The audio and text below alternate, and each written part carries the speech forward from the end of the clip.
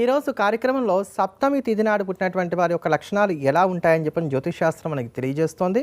అదే ప్రకారంగా ఏ గ్రహ దోషం ఉన్నప్పటికీ కూడా అది తొలగిపోవటానికి కానీ ఎటువంటి పరిహారాన్ని ఎవరికి వారు తేలిగ్గా పాటించుకోవచ్చు అనే ఆసక్తికరమైనటువంటి పరిహారంతో పాటుగా నేను ప్రతిరోజు కూడా కార్యక్రమం ఎలా ప్రారంభం చేస్తాను. శ్రీ గురు గణేశ మేధాదక్షిణామూర్తి సహిత శ్రీ బాలా త్రిపురసుందరై నమః. ఇందులో వినాయకుడిని నేనేమని సంబోధిస్తాను? గణేశ. ఈ గణేశ నామం చాలా గొప్పది. ఇవాళతో గణపతి నవరాత్రులు పూర్తవుతున్నాయి. శ్రీ గణేశాయ నమః అనేటువంటి ఒక్క నామాన్ని పట్టుకున్నట్లయితే సామాన్యుడు కూడా మహాత్ముడిగా ఎలా మారతాడు అని తెలియజేసేటువంటి వృత్తాంతం ఒకటి మనకి గణేశ పురాణంలో ఉంది. దాన్ని ఈరోజు మీ అందరికి కూడా తెలియజేస్తాను.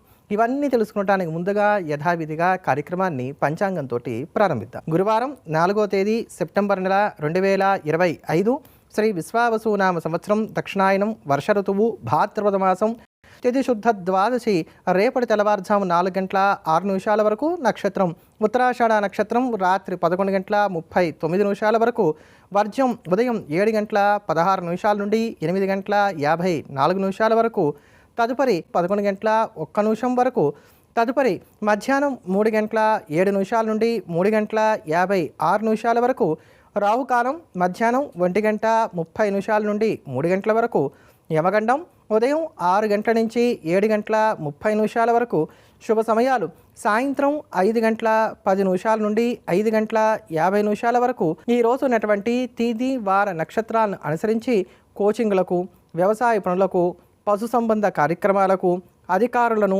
పెద్దలను సంప్రదించడానికి అనుకూలంగా ఉంది.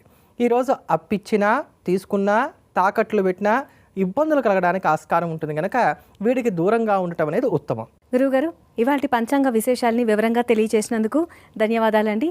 ఇక ఈరోజు పనుల్లో విజయం సాధించాలంటే ఏం చేయాలో వివరిస్తారా అండి?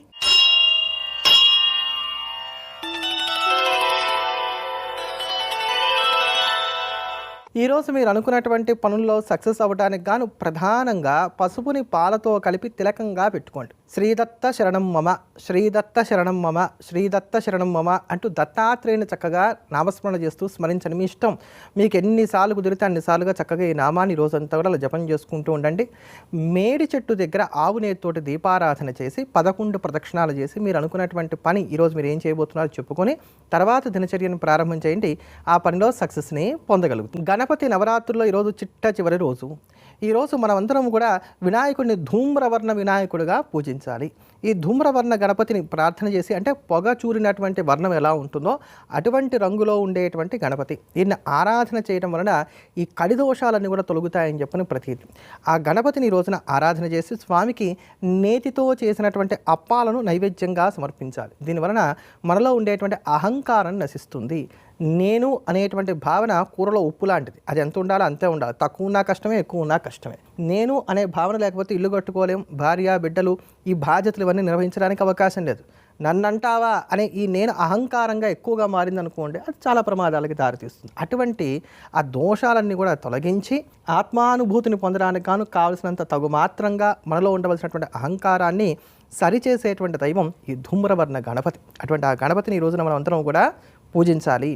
గణేశ నామ ప్రభావం ఎటువంటిదో ఈరోజు కార్యక్రమంలో మీ అందరికీ మరలా వివరంగా తెలియజేస్తాను. అన్నిటినీ మించి ఈరోజు వామన ద్వాదశి అండి. చాలా విశేషమైనటువంటి రోజు. దశావతారాలలో వామనావతారాన్ని స్వామి స్వీకరించి అవతరించినటువంటి రోజు ఈరోజు. భాద్రపద శుద్ధ ద్వాదశి మధ్యాహ్న వేళ శ్రవణ నక్షత్రం ఉండగా దేవతల యొక్క ప్రార్థన మేరకు అతిథి కశ్యప మహర్షులకు సంతానంగా శ్రీమన్నారాయణుడు వామనుడిగా అవతరించినటువంటి సుదినం ఈరోజు ఉపవాసం, జాగరణ, అలానే దది కుంభదానము అని అంటారు. అంటే పెరుగుతో నిండినటువంటి కడవల్ని దానం చేయడం, ఇట్లాంటివన్నీ యథాశక్తిగా చేయాలి. చాలా విస్తృతమైనటువంటి వ్రత విధానం దీనికి చెప్పబడి ఉంది. ఇవన్నీ చేయడానికి శక్తి లేనటువంటి వారు కనీసం శ్రీమన్నారాయణ ప్రీతిగా యథాశక్తిగా దాన ధర్మాలు చేయడం అనేది మంచిది. వామనుడికి దానం అంటే చాలా ప్రీతి. కానీ గొడుగులు, చెప్పులు ఇట్లాంటివి కూడా దానం చేయవచ్చు.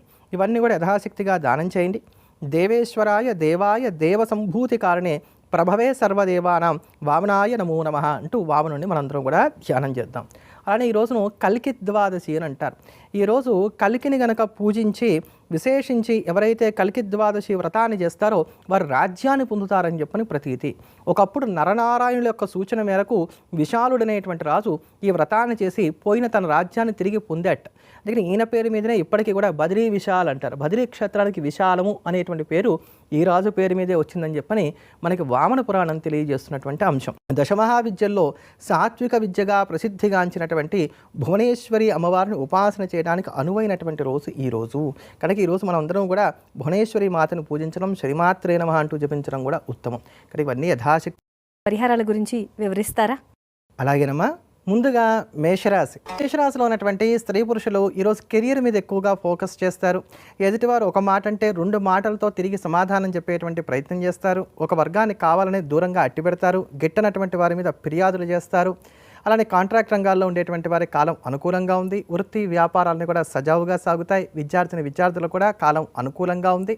ఈరోజు అంది వచ్చే ప్రతి అవకాశాన్ని కూడా సద్వినియోగం చేసుకునేటువంటి ప్రయత్నం చేయడం అనేది మంచిది. ఆధ్యాత్మిక సామాజిక కార్యక్రమాల్లో పాలు పంచుకుంటారు. ఈరోజు మీరు ధరించకూడని రంగు ఎరుపు రంగు. పాటించవలసిన పరిహారం విష్ణు సహస్రనామ స్తోత్రాన్ని పారాయణ చేయండి. వృషభరాశిలో ఉన్నటువంటి స్త్రీ పురుషులకు గడిచినటువంటి 2-3 రోజుల కన్నా కూడా ఈరోజు ఆర్థికంగా అనుకూలమైనటువంటి కాలంగా చెప్పుకోవాలి. పర్ఫ్యూమ్స్ యొక్క వినియోగం పెరుగుతుంది. అందం మీద ఎక్కువగా దృష్టిని సారిస్తారు. ఇంటిని కూడా చక్కగా అలంకరించుకోగలుగుతారు. ఎవరు ఏమడిగినా కూడా మీకు చేతనైతే సహాయం చేస్తారు లేదా వదిలివేస్తారు. దేన్ని పెద్దగా మనసుకు తీసుకోరు. ఈరోజు మీరు ధరించకూడని రంగు నలుపు రంగు. పాటించవలసిన పరిహారం శ్రీరామ రక్షా స్తోత్రాన్ని పాటించండి. స్త్రీ పురుషులు ఈరోజు రోజువారీ పనులకు పరిమితం అవ్వటం అనేది మంచిది. వృత్తి ఉద్యోగ వ్యాపారాల పరంగా ఒత్తిళ్లు కాస్త ఎక్కువగా ఉంటాయి. తాను పట్టిన కుందేలకు 3 కాళ్ళు అనుకునే చందంగా ఈరోజు మీ నడవడిక ఉండటానికి ఆస్కారాలు ఏర్పడుతున్నాయి. మీ అంచనాలు కాస్త తారుమారుగా ఉంటాయి. కోపం, ఆవేశం, చికాకు ఎక్కువగా ఉంటాయి. హఠాత్తుగా ఉండేటువంటి వృధా ఖర్చులు ఉంటాయి. ఆరోగ్యం నాశగా ఉంటుంది. ఈరోజు మీరు ధరించకూడని రంగు నీలం రంగు. పాటించవలసిన పరిహారం శివ కవచ స్తోత్రాన్ని పాటించడం. ఈ స్త్రీ పురుషులు ఈరోజు శుభకార్యాల మీద దృష్టిని సారించినట్లయితే అనుకూలమైనటువంటి ఫలితాలని పొందగలుగుతారు. వాహన యోగాన్ని కలిగి ఉంటారు. వీరికి సరైనటువంటి ఆహారం లభిస్తుంది. చక్కటి నిద్ర కలుగుతుంది. ముఖ్యంగా వయసులో బాగా పెద్దవారి రకరకాలైనటువంటి అనారోగ్యాలతో సతమతం అవుతున్నటువంటి వారికి ఈరోజు కొంచెం ఉపశమనం కలగడానికి ఆస్కారాలు ఏర్పడుతున్నాయి. ప్రేమలు కూడా ఫలిస్తాయి. స్నేహాలు మరింతగా బలపడతాయి.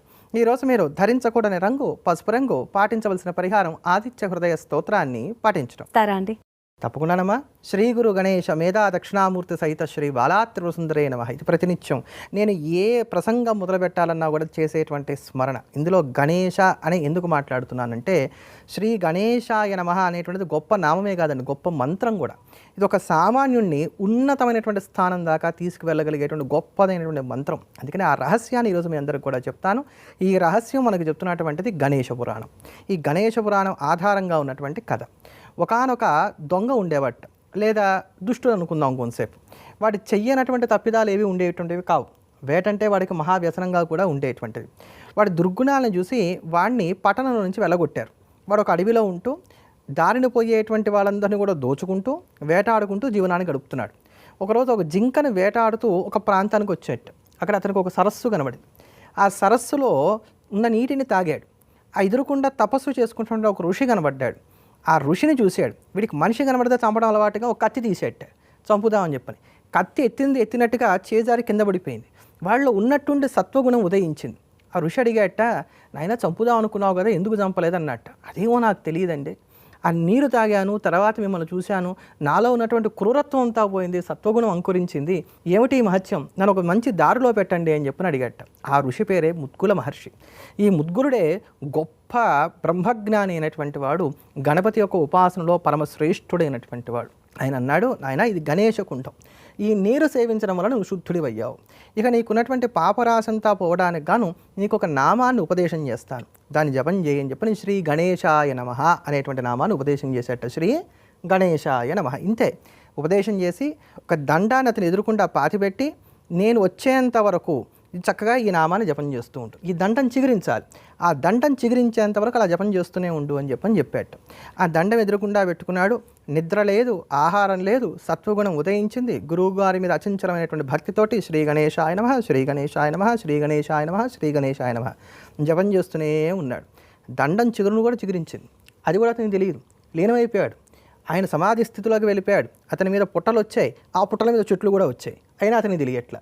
ఈ వెళ్ళినటువంటి గురువుగారైన ముద్గుల మహర్షి ఒకానొక సందర్భంలో ఇక్కడికి వచ్చేట 1000 ఏళ్ల తర్వాత.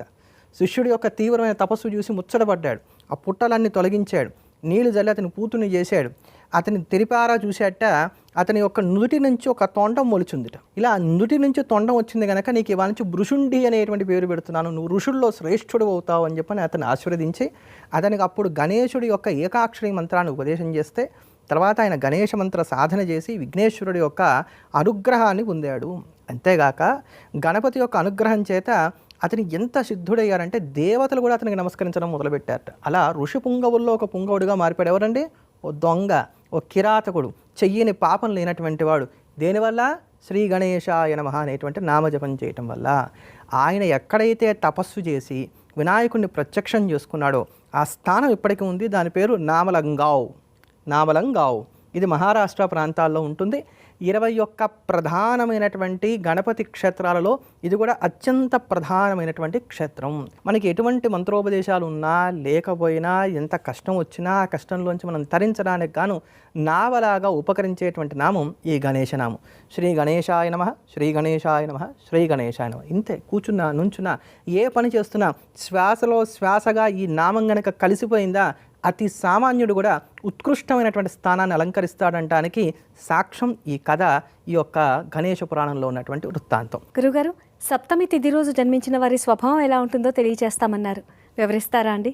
తప్పకుండానమ్మా. జ్యోతిష్ శాస్త్రాన్ని అనుసరించి శుక్లపక్షంలో కావచ్చు, కృష్ణపక్షంలో కావచ్చు, సప్తమి తిథి నాడు పుట్టినటువంటి వారు ఎలా ఉంటారంటే జ్ఞాని గుణజ్ఞో అంటూ వాళ్ళు చక్కటి జ్ఞానాన్ని కలిగినటువంటి వారు అవుతారు. గుణజ్ఞ వాళ్ళు అనేకమైనటువంటి సుగుణాలు కలిగినటువంటి వారుగా ఉంటారట. అంతేనా అంటే విశాల నేత్ర, వీళ్ళ నేత్రులు చాలా పెద్దగా ఉంటాయి, వీళ్ళ కళ్ళు చాలా పెద్దగా ఉంటాయని చెప్పని మనం చెప్పుకోవచ్చు. చారడేస్ అంత కళ్ళు అంటాం కదా, అలా విశాలమైనటువంటి నేత్రాలని కలిగినటువంటి వారుగా ఉంటారు. అంతేకాకుండా వీళ్ళకి ఎప్పుడు కూడా మంచి స్నేహాలు ఉండటానికి కాను ఆస్కారం అనేటువంటిది ఏర్పడుతుందని చెప్పని చెప్పుకోవచ్చు. లేదా మంచి వారు ఎవరైతే ఉంటారో, సాధువులు సత్పురుషులైనటువంటి వారు ఎవరైతే ఉంటారో వారి పట్ల, దేవతల పట్ల వీరికి ఒక ప్రత్యేకమైనటువంటి అభిమానం కానీ లేకపోతే ఇటువంటి సాధు సత్పురుషులతోటి సాన్నిహిత్యం కానీ ఉండటానికి అవకాశం అనేటువంటిది ఏర్పడుతూ ఉంటుందని చెప్పని చెప్పుకోవచ్చు. వీళ్ళకి స్త్రీ సంతానం కలగడానికి అవకాశాలు ఎక్కువగా ఉంటాయి. ఇన్ని సుగుణాలున్నా వీళ్ళ దగ్గర ఒక ఇబ్బంది కూడా ఉంటుంది. అదేంటంటే ఇతరుల యొక్క ధనం మీద కాంక్ష ఎక్కువగా ఉంటుంది. వాళ్ళు అంత సంపాదించుకుంటున్నారే అనేటువంటి బాధ ఒకటి వీళ్ళ దగ్గర ఉంటుంది అని చెప్పని అన్నారు. వీటిల్లో ఏదో ఒక లక్షణం మీలో కూడా ఉండటానికి ఆస్కారం ఏర్పడుతుంది తప్ప అన్నీ ఉండాలని లేదండి. ఎందుకంటే మొత్తం జాతకం అంతా పరిశీలన చేస్తే తప్ప ఇందులో అన్నీ ఉంటాయని చెప్పని రూఢీ చేయలేం. కానీ చెప్పుకున్నటువంటి ఏ 5-6 లక్షణాల్లో కూడా ఏదో ఒక లక్షణం మాత్రం ఖచ్చితంగా ఉంటుంది. ధన్యవాదాలు గురుగారు. సప్తమి తిథిలో జన్మించిన వారు తెలుసుకోవాల్సిన విషయాల్ని వివరించినందుకు. తదుపరి రాశుల యొక్క దినఫలితాలు ఎలా ఉన్నాయో తెలియజేస్తారా? తదుపరి సింహరాశి. సింహరాశిలో ఉన్నటువంటి స్త్రీ పురుషులకి ఈరోజు ఆర్థిక విషయాలు సానుకూలంగా కొనసాగుతున్నాయి. రావాల్సినటువంటి బాకీలు వసూలు చేసుకునడానికి, తాకట్లను విడిపించడానికి చేసే ప్రయత్నాలు చాలా వరకు కూడా కలిసి వస్తాయి. కీలకమైనటువంటి సమాచారాన్ని అందుకుంటారు. మీ యొక్క మాట తీరులో, నడవడికలో కొత్తమైనటువంటి మార్పులు వస్తాయి. ఇవి కూడా అనుకూలంగా ఉండటానికి అవకాశాలు ఎక్కువగా ఉన్నాయి. వాహన యోగాన్ని కలిగి ఉంటారు. ఇంట్లో కావచ్చు, బయట కావచ్చు, ఎక్కడైతే మీకు అసౌకర్యాలు ఉన్నాయనుకుంటున్నారో వాటిని రూపుమాపుకునేటువంటి ప్రయత్నం చేస్తారు. ఈరోజు మీరు ధరించకూడని రంగు బ్రౌన్ కలర్. పాటించవలసిన పరిహారం శ్రీరామరక్ష స్తోత్రాన్ని పాటించడం. పురుషులు చెప్పేది ఒకటి, ఎదుటివారు అర్థం చేసుకునేది మరొకటిగా ఉంటుంది. అవగాహన రాహిత్యం ఎక్కువగా ఉంటుంది. ఇంట్లో ఉన్నటువంటి వ్యక్తులతోటి వివాదాలు ఏర్పడతాయని చెప్పని చెప్పుకోవచ్చు. విద్యార్థులు సంయమనంతో ముందుకు సాగేటువంటి ప్రయత్నం చేయాలి. వృత్తి, ఉద్యోగ, వ్యాపారాల పరంగా ఇక తప్పదు అన్నట్టుగా పనులు చేస్తారే తప్ప మనసు పెట్టి చేయడానికి అవకాశాలు కొంచెం తక్కువగా ఉన్నాయి. శ్రమ గుర్తింపునకు నోచుకోదు. ఈరోజు మీరు ధరించకూడని రంగు గులాబీ రంగు. పాటించవలసిన పరిహారం దశరథ కృత శని స్తోత్రాన్ని పాటించడం. స్త్రీ పురుషులకు ఈరోజు సాధారణమైన ఫలితాలు గోచరిస్తున్నాయని చెప్పుకోవాలి. ముఖ్యంగా ఒకే సమయంలో అనేకమైనటువంటి పనులను సానుకూలపరుచుకోవాల్సినటువంటి అవసరాలు ఏర్పడడం, సహకరించేటువంటి వర్గం చెరువులో లేకపోవటం, ఇవన్నీ కూడా మీకు కొంచెం ఇబ్బంది కలగజేస్తాయని చెప్పని చెప్పుకోవచ్చు. కనుక ప్రతి విషయాల్లోనూ కూడా జాగ్రత్తలు పాటించుకుంటూ ముందుకు వెళ్ళేటువంటి ప్రయత్నం చేయండి. ఈరోజు మీరు ధరించకూడని రంగు ముదురు ఆకుపచ్చ రంగు. పాటించవలసిన పరిహారం దుర్గా ఆపదోద్ధారక స్తోత్రాన్ని పాటించడం. స్త్రీ పురుషులకి ఈరోజు క్రయ విక్రయాలకు సంబంధించిన అంశాలు అనుకూలంగా ఉన్నాయి. కీలకమైనటువంటి నిర్ణయాలు తీసుకుంటారు. ఉపయోగపడేటువంటి చర్చలు ఉంటాయి.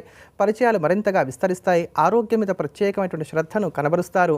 ఎదుటివారితో మాట్లాడేటప్పుడు చాలా చాకచక్యంగా వ్యవహరించగలుగుతారు. వృత్తి, ఉద్యోగ, వ్యాపారాలన్నీ కూడా సజావుగా సాగుతాయి. ఇష్టమైనటువంటి ఆహారాన్ని స్వీకరించగలుగుతారు. కాంట్రాక్ట్ రంగాల్లో ఉండేటువంటి వారి కాలం అనుకూలంగా ఉంది. టార్గెట్ బేస్డ్ జాబ్స్లో ఉండేటువంటి వారు కూడా మీ టార్గెట్స్ని రీచ్ అవ్వగలుగుతారని చెప్పని చెప్పుకోవచ్చు. ఎక్స్ట్రా ఇన్కమ్ సోర్సెస్ మీద దృష్టిని సారిస్తారు. ఈరోజు మీరు ధరించకూడని రంగు బంగారు రంగు. పాటించవలసిన పరిహారం అర్జునకృత దుర్గా స్తోత్రనమ. అశోక వృక్షము, దాని పేరే అశోకము, శోకం లేకుండా చేసేటువంటిది. ఆ అశోకపు చెట్టు దగ్గరికి వెళ్ళి దాని ఆకులు కోసుకొచ్చుకోండి. ఆకులు కోసుకొచ్చి 3 ఆకులను ఒక గుత్తిగా కట్టండి. ఈ 3 ఆకులు ఒక గుత్తిగా మొత్తం 11 గుత్తులు ఉండేటువంటి విధంగా మనం మామిడి తోరణం ఎలా కడతామో అలా తయారు చేసుకొని ఇంటి గడపకి కట్టాలి. ఇది ఎప్పుడు చేయాలి? మీకు ఏ గ్రహం బాగాలేదో ఆ గ్రహానికి సంబంధించినటువంటి వారం ఉన్నటువంటి రోజున చేయాలి. సూర్యుడు బాగుండకపోతే ఆదివారం, చంద్రుడు బాగుండకపోతే సోమవారం, అలానే మీకు కుజుడు బాగుండబోతే మంగళవారం, బుధుడు బాగుండబోతే బుధవారం, గురువు బాగుండబోతే గురువారం, శుక్రుడు బాగుండబోతే శుక్రవారం, శని బాగుండబోతే శనివారం. మరి రాహుకేతువులు, శనివత్ రాహు కుజవత్ కేతు అనేటువంటి జ్యోతిష్శాస్త్ర నియమాన్ని అనుసరించి శనివత్ రాహు కనుక రాహువు బాగుండబోతే శనివారం నాడు, కేతువు బాగుండబోతే మంగళవారం నాడు ఇలా చేయవచ్చు అనమాట. మనం అశోకపు చెట్టు ఆకులు తెచ్చుకోవాలి. 3 ఆకుల్ని కలిపి ఒక గుత్తిగా తయారు చేసుకోవాలి. ఇలా మొత్తం 11 గుత్తులు తయారు చేసుకోవాలి. ఈ 11 గుత్తులతో కూడినటువంటి తోరణాన్ని ఇంటి ప్రధాన గడపకి ఏ గ్రహదోషం పోవాలని మీరు భావిస్తున్నారో ఆ గ్రహానికి సంబంధించినటువంటి వారం నాడు కట్టండి. ఇలా వరుసగా 3 వారాలు చేయండి. పాతది తీసేయడం, మళ్ళీ కొత్తది కట్టడం. ఈ తీసేసిన పాతదాన్ని 5 చెరువులు లాంటి వాటిలో వేయండి. అవి అందుబాటులో లేకపోతే రావి చెట్టు మొదట్లో వేయండి, సరిపోతుంది. గురుగారు, తదుపరి రాశుల యొక్క దినఫలితాల గురించి వివరిస్తారా అండి? తదుపరి ధనుస్సు రాశి. స్త్రీ పురుషులు మాట తీరు విషయంలో జాగ్రత్తలు పాటించుకోవాలి. ఎదుటివారికి తగ్గట్టుగా మీరు మాట్లాడేటువంటి ప్రయత్నం చేయటం అనేది ఉత్తమం. తప్పు ఈరోజు ఎటువైపు ఉన్నప్పటికీ కూడా మీరే తగ్గి ఉండక తప్పనటువంటి స్థితి ఏర్పడుతోంది. ఇంట్లో కూడా కొంచెం వివాదాస్పదమైనటువంటి వాతావరణమే నెలకొని ఉంటుంది. ఇంట బయట ఒత్తిడితో కూడుకున్నటువంటి స్థితిగతులు ఉంటున్నాయి. అలానే సౌకర్యాలు ఉన్నప్పటికీ వాటిని అందిపుచ్చుకోవడానికి అవకాశాలు అంతంత మాత్రంగానే ఉన్నాయి. అలసట కూడా ఎక్కువగా ఉంటుంది. ఆధ్యాత్మిక చింతనను కలిగి ఉంటారు. ఈరోజు మీరు ధరించకూడని రంగు వంకాయ రంగు. పాటించవలసిన పరిహారం లక్ష్మీ కవచ స్తోత్రాన్ని పాటించడం. ఆసక్తిని కనబరుస్తారు. నూతనోత్సాహంతో రోజును ప్రారంభిస్తారు. బాగా చురుగ్గా ఉంటారు. ఆనందదాయకంగా రోజు సాగడానికి ఆస్కారాలు ఏర్పడుతున్నాయి. నిరుద్యోగులు చేసేటువంటి ప్రయత్నాలు ఫలిస్తాయి. వాహనం కొనుగోలు కావచ్చు, వాహనానికి సంబంధించిన మరమ్మతులు కావచ్చు, ఇట్లా వాహనానికి సంబంధించిన నిర్ణయాలు తీసుకోవడానికి, వాటి మీద దృష్టి సారించడానికి కాలం చక్కగా సహకరిస్తోంది. ఇంటిని అందంగా అలంకరించుకోగలుగుతారు. సంతానం వలన మానసిక సంతోషం కూడా కలుగుతుంది. పరిచయాలు ఉపకరిస్తాయి. ఈరోజు మీరు ధరించకూడని రంగు ఆరెంజ్ కలర్. పాటించవలసిన పరిహారం హనుమాన్ చాలీసాని. అటువంటి స్త్రీ పురుషులకు ఈరోజు శ్రమ ఎక్కువగా ఉంటుంది. ఫలితాలు తక్కువగా ఉంటున్నాయి. ఈరోజు భగవంతుడి మీద భారం వేసి మీ బాధ్యతను మీరు నెరవేర్చుకుంటూ ముందుకు వెళ్ళేటువంటి ప్రయత్నం చేయండి తప్ప లాభ నష్టాల గురించి పెద్దగా ఆలోచించకండి. కనుక ప్రతి విషయంలోనూ కూడా జాగ్రత్తలు పాటించుకుంటూ నిదానమే ప్రధానమైనటువంటి సూత్రాన్ని నమ్ముకోవటం అనేది మంచిది. వేళకు కాస్త నిద్రాహారాలు కూడా లోపిస్తాయి. మనసు బాగా చికాగ్గా ఉంటుంది. ఈరోజు మీరు ధరించకూడని రంగు గంధం రంగు. పాటించవలసిన పరిహారం నవగ్రహ స్తోత్రాన్ని పాటించడం. స్త్రీ పురుషులకు ఇంచుమించుగా ఈ రోజంతా కాలం చాలా అనుకూలంగా సాగుతోంది. మీరు ఏ పని చేయాలనుకుంటే, ఎలా చేయాలనుకుంటే అలా చేయగలుగుతారు. హాబీస్ వలన కూడా మానసిక ప్రశాంతత లభిస్తుంది మీకు ఈ రోజు అని చెప్పని చెప్పుకోవచ్చు. అదే ప్రకారంగా ఆర్థిక విషయాలు కావచ్చు, తతిమ అంశాలు కావచ్చు, ఇవన్నీ కూడా యోగిస్తున్నాయి. కనుక మంచి రోజు. ఈ కాలాన్ని సద్వినియోగం చేసుకోండి. ఈరోజు మీరు ధరించకూడని రంగు నేరేడు పండు రంగు. పాటించవలసిన పరిహారం దశరథ కృత శని స్తోత్రాన్ని పాటించండి.